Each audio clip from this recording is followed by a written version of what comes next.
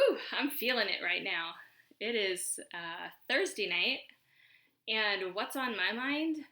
Women, women, women, women. What a great subject to me. I've talked a lot in my life about how grateful I am for the women in my life who have really lifted me up these last few years and who I'm continually feeling a tremendous amount of gratitude that sometimes leaves me reeling from it. Just feel so fortunate to know some really wonderful women who come from all kinds of backgrounds and all kinds of points of view, and I could go on and on. I had a conversation today with a woman who I really appreciate, and I'm so happy to have the opportunity to talk with on a regular basis. And she was telling me about her imposter syndrome in her professional role and how, as a woman, she has to kind of deal with that. But she also added about her particular added factor of being a woman of color and how professional women of color really deal with imposter syndrome in a way that adds an extra layer of challenge. And it was just such a really great conversation to have. And it was one of those conversations where I really felt this back and forth kind of between our open hearts, and it was meaningful. And I've been just thinking about women and what we often have to cope with, and it's a topic that I frequently think about and work with in my practice, and so that's what's on my mind. Imposter syndrome is such bullshit, and it's all about, growing up in a patriarchal society and women being told messages from the time they're really tiny about what the world expects of them. And not many women of my generation and before were really given messages that we can succeed in the same realms as men. And it affects so many areas of our lives. Our ability to be assertive in our relationships, certainly in our professional world. I work with young social workers who are trying to navigate how to negotiate for a job or for a salary in arenas where often men don't really have to give as much thought or maybe all the self-questioning about their self-worth. Imposter syndrome is something that is really, it manifests in so many ways in women, and it certainly can affect men too, clearly. But again, what's on my mind today is women. And I had the real pleasure this evening of going to a fantastic opening celebration for a photographer here by the name of Cheryl Gerber, who just published this stunningly beautiful book called Cherchez la Femme, which basically I think translates from the French into like, look at the women, or something of that sort. I cannot tell you how gorgeously photographed all these women are in her book, mostly from New Orleans, I believe. Musical performers, artists, women in social aid and pleasure clubs, just a beautiful mix of women of all shapes, colors, ages, and the celebration for her, the kind of opening celebration for the publishing of her book was just, the room was filled with an energy, and everywhere you looked were just fantastic, strong, interesting women. So it's just been a course literally from the beginning of my day all the way through the end of my day, and I just feel kind of blown away with that. So that's what's on my mind, and I love having conversations about how women move about in spaces here, and certainly in New Orleans, but in the bigger society of the U.S., in professional spheres, education. I just started actually today also a brand new social work class of students who are going to be in my class for a whole 12 months.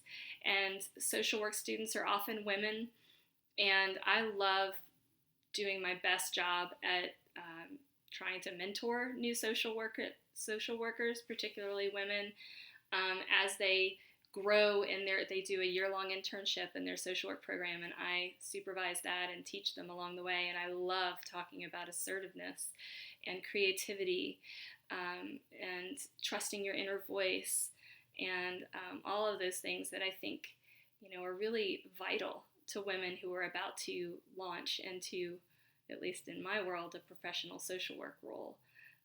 So it's something very important to me, and I welcome all conversations about that. The shit I want to let go is just imposter syndrome, the idea that we're not good enough for the things that we earn, the idea that somewhere inside of us we're not really qualified to do the things we're doing, we're not really worthy of asking for what we need, that we really don't belong.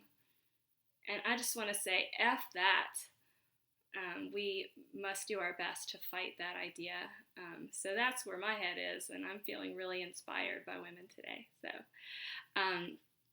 the song that I'm going to kind of throw out there that's resonating with me right now is a song by a band led by a woman called Hooray for the Riff Raff, which is just a badass local New Orleans, Louisiana, but with a national presence that is really kind of an eclectic mix of Americana, and the song that was really kind of coming to mind for me, I heard it the other day actually for the first time in a long time, and I was driving around my car and I was feeling, I don't know, uninspired, and the song came on and I just was like, oh my gosh, this is a badass song. I haven't heard this in so long, and why have I not really thought about this in a while? And it's called Palante, which I think it translates roughly into moving forward.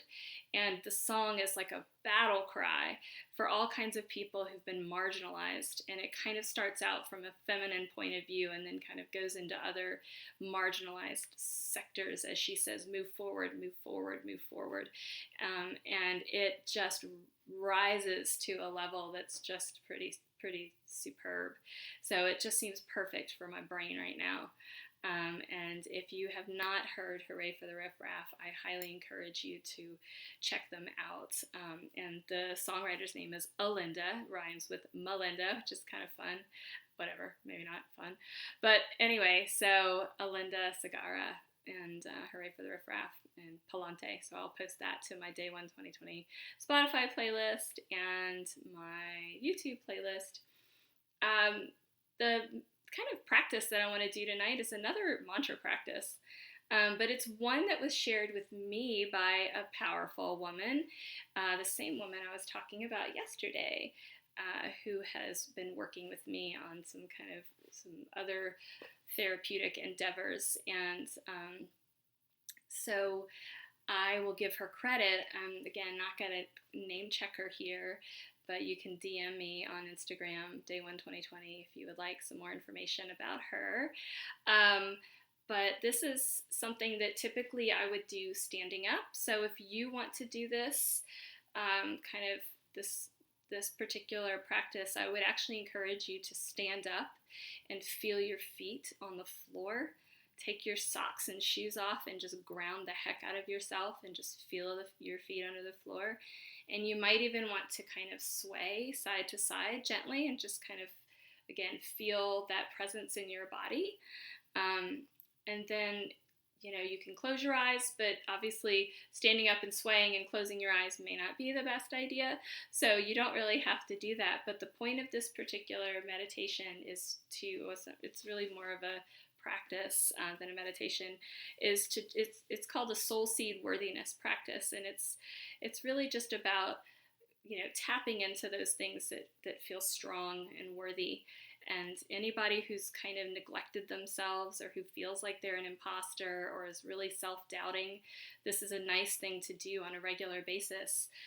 Maybe every day when you wake up, just start your day feeling grounded and saying these phrases. So I'm going to read them from my sheet. I have not memorized them, but I love them and I think they're appropriate for this. So if you'd like to stand up, I'm not going to stand up because of my limited scope here, rather than have you look at my pelvis, be strange, or move my camera, I'm going to read these. So, the point of this is every time I say a mantra, say one of these phrases, I'm going to pause, and that's when you would repeat it after me. And if you're doing this on your own, of course, you don't have to pause. You can just say them. And it's actually really powerful to say each one 2 or 3 times. I'm just going to say each one once, just because this is like a little demo. So I will pause so that you can say them out loud after I say them if you are doing this here with me. All right, so feel your feet. Let your arms go loose. Put your shoulders back, open up your heart. Relax your chest. And just start with the breath.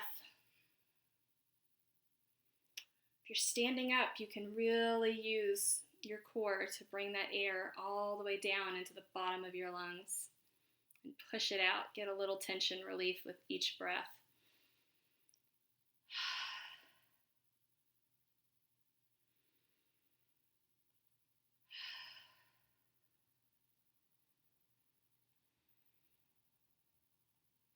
I'm going to start saying these mantras. You can repeat them after me. I am here. I am now. I matter. I am designed to grow and thrive.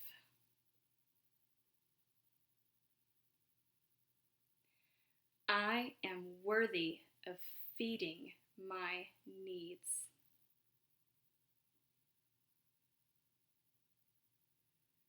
I am here. I am now. I matter. I am designed to grow and thrive. I am worthy of feeding my needs.